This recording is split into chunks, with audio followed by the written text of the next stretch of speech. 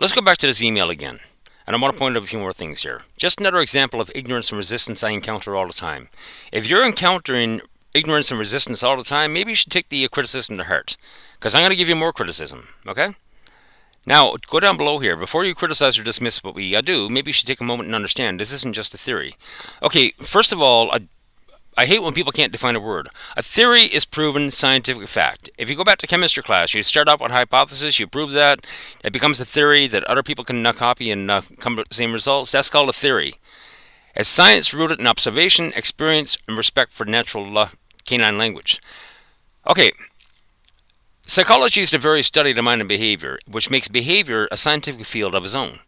What psychology are you pushing? Because Pavlov is not telling you to do this. Edward Thorndike is not telling you to do this. B.F. Skinner wouldn't tell you to do this. So you're making up your own shit as you go along through observation, experience, and respect. And this is the product. Let's get into a video. Now here we got a Pitbull or a Pitbull cross. And this dog is bloody amped, okay? Problem number one, the dog is in a muzzle, okay, which takes away its ability to fight. And if this dog wasn't in a muzzle, he wouldn't be so cocksure of himself. Now, number two, the owner should not be there because they are the negative reinforcements that's generating the dog's behaviors. And so is the trainer. That's the reality. That's the psychology behind it. That's the science behind it. The owner should not be there. If I were meeting this dog, it would be one-on-one in the backyard. The owner should stay in the house. And this dog is bloody amped. And again, you know what? These dogs... Go back and watch the Cesar Millan, the Pitbull pull. You get this dog some hardcore blow out the lines exercise, but they can blow out the mental lines, and this video would not need to exist. This is all bravado and bullshit. They're taking a dog that's all amped up to the max, and they're putting him through the paces because they want to get this shit on video. He wants to look big and brave. Get this dog some bloody exercise. Get some hardcore exercise. Get this dog tired and satisfied because now he has a purpose, and this video would not exist. That's the problem I have with you. Take the muzzle off and do that. Let's take the muzzle off this dog and let him come at you. And I can tell already this dog is scared. We're going to see it later on in the video. I can read this dog like a book. Okay? You wouldn't be standing there very calmly if that muzzle wasn't on the freaking dog, would you? This dog is absolutely amped. This dog needs to blow out the lines. Get the dog some hardcore exercise. And again, this video wouldn't need to exist. Now, look at the owners. The owners are scared. The dog is picking up on the owner's fear. She's trembling behind her. She's scared shitless. This shouldn't be happening.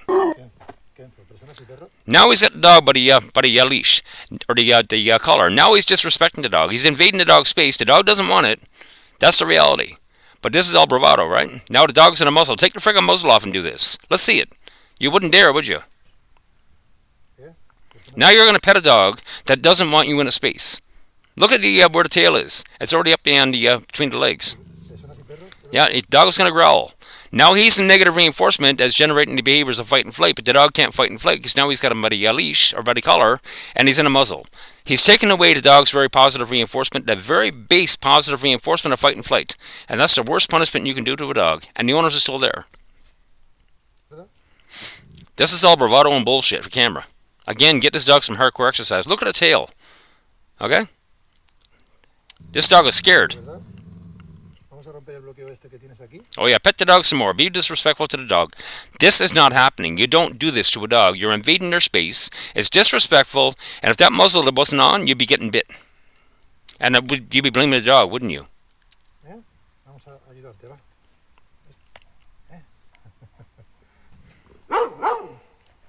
Look at the body language. This dog is scared. Look at the tail. Look at the fucking tail. This dog is terrified. But he's not showing you that. And people aren't picking up on this. This should not be happening. Now he's going to have a dominance and submission game. So now we got a scared dog that can't fight or flight.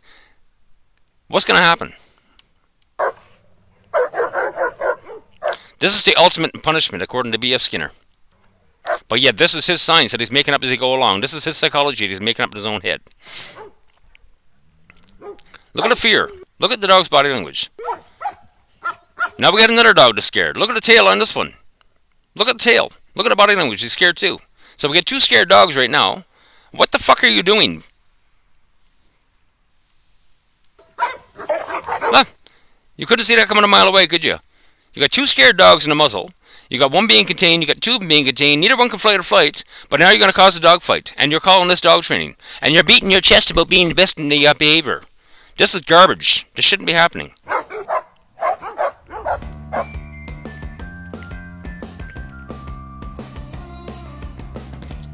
Look at the dog's body language. He's still scared.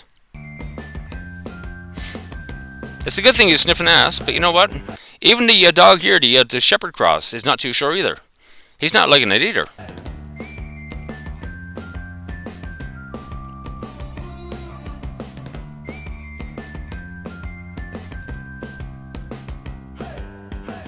Look at this. The dog comes in and sniffs his bum. You can see him. He flexes his hips. Tail's down between the legs again. He's still scared.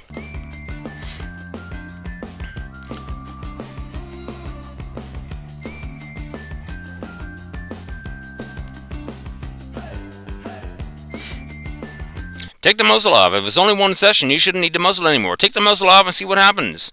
You still don't trust the dog, do you? That's the whole reality. There's no trust going on here. There's no respect going on here. This is all pure disrespect. And if all the dog ever learns is disrespect, that's all he can give back. This is...